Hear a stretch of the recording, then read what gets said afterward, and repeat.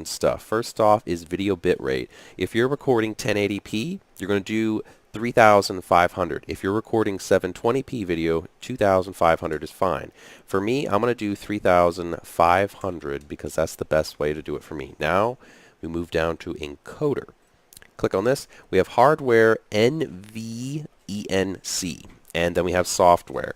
Let's talk a little bit about these differences. NVENC is basically trying to use the integrated graphics in your CPU to record this. So you're going to have less quality, but it's going to have less impact on your CPU and GPU because it's being handled internally with your integrated graphics, assuming that you have that. If you do not have that, then just forget about this process because that doesn't apply to you because it can't work on your system. For me, default, even if you have integrated graphics, I prefer software. It looks better and it looks way better at the same bit rate, and the videos play back much nicer, and I found that the issues and glitches that pop up, such as audio delay, with this is just completely not worth it, and the impact isn't even that much. There's really not much of a difference whatsoever, so I highly recommend leaving it at software X264 format. Next, we move on to audio bitrate. The max you can put it is 160, and I recommend keeping it that way. It'll make your audio sound as clean as possible. Now, we can go a little bit more by enabling advanced encoder settings. And we have some options we can do here where we can change it from very fast to ultra fast, and these basically are settings where if you do slower at the bottom, the lower you go, the better the video is going to look, but it'll have a bigger performance impact on your computer. So if you have a computer that's having some issues streaming and this just is a little hard for it, keep going up till you get to ultra fast, and keep trying different settings until you find the one for you. Ultra fast is going to be the lightest and easiest one on your computer, but the quality is going to be reduced.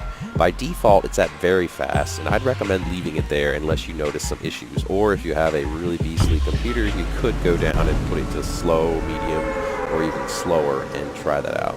By default, I'd leave this, and if you're just not too big on adjusting settings at all, you don't even have to enable this. Just leave this at default, let the system handle everything by itself and figure out what's best for you. Now we're going to move on down, and we're going to pick recording path. We're going to do this first. This is where our recordings are going to be saved to. So we're going to click Browse, and I'm going to click on, for me, it's going to be in my videos, and I'm going to go to my video files, which are down here somewhere. Here we are. And then we're going to go to game videos, and for me, I'm going to put these in the OBS folder somewhere in here. Where did I put those? Desktop. I'm just going to create and, oh, it's right in front of me right here. I'm just going to click that, select folder, and that's the folder I've chosen. Now, what we're also going to change, very important here, recording format. We'll change this from FLV to an MP4. This is a universal format, works on Macs, Linux, Windows. Highly recommend it. Very clean compression, much better file than FLV, which does not work on by default on Windows. So change that to MP4. Highly recommend it. You don't want to make the mistake of recording your whole tutorial on FLV to find out you can't use it. So use MP4. Now, recording quality, same as stream. You could go higher. So this is only applying, though, if you're streaming and recording at the same time. So if I'm streaming at 720p, but I wanted to record at a higher quality than that, higher bit rate, you could go higher, but realize the file size is going to get tremendously large, especially as you get down to lossless quality, which gets a tremendously large file size. We're going to keep this at default for me. Now that we got all this set up, we're just going to go down to audio, and this is going to do the little finishing touches. Sample rate is fine, channel, stereo is fine, desktop audio device, fine, audio device 2 is fine, leave it default, default, and default. Here is an important thing. If you would like to have push to talk, that means you push down a button and it'll open the thing and allow you to talk, and when you let go, it will stop letting your voice go through the mic.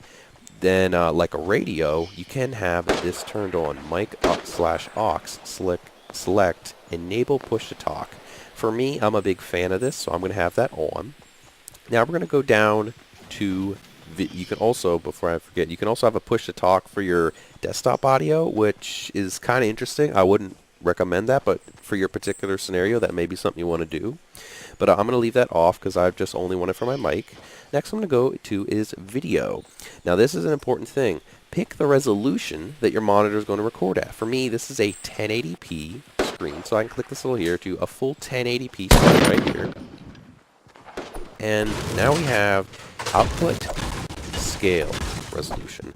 What this means, and this is the opposite of the canvas resolution. By that, it means what is the resolution of your monitor that you're recording on. I've set it. Now, scaled means it's going to downscale it. Now, the question is, why would you want to do this? Is on Twitch, when you're streaming, you downscale the resolution of your actual monitor so it has less data. 1080p is twice the size of 720p. So it's twice the resolution. So by downscaling it, you make it easier for viewers to have less bandwidth to stream. By default, it's recommended to use 720p instead of 1080p because a lot of people just buffer and never even be able to see what you're actually streaming, which is a big problem. If you're going to be recording video to your desktop, though, I recommend leaving this at full 1080p. So you're basically not downscaling at all. Next, we have our frame rate.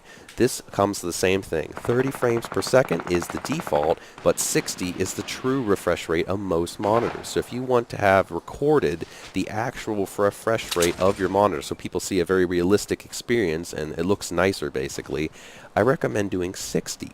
Now, if your computer is having some issues recording though, it's just too much going on and it's just too hard for your computer and it starts bogging your system down when you're recording, if you have an older computer, you can turn this back to 30, which will do half the processing time, so it'll be easier for your system. For me, my system can handle it, so I'm going to do 60.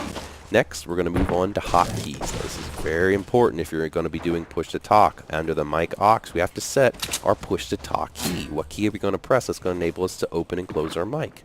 I'm just going to click here, press F7, and we're good to go. We have that set. Now, finally, down there's also a whole lot of other stuff in here, such as scene switching, start and stop streaming.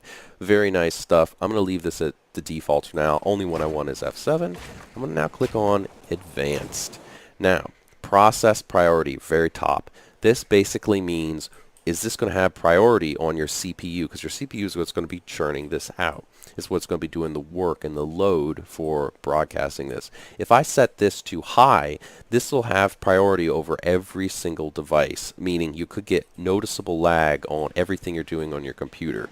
Suppose if you set this to normal, it will have other applications have priority over this. So if your computer is old and has some issues, leave this at normal. If it's not and you really want the best quality, going all this is only on the CPU, the most priority is going to OBS, you can set this to high or above normal. For me, I found normal works fine for my needs, so I'm going to leave that standard, even though my CPU definitely could handle it. Next we have video.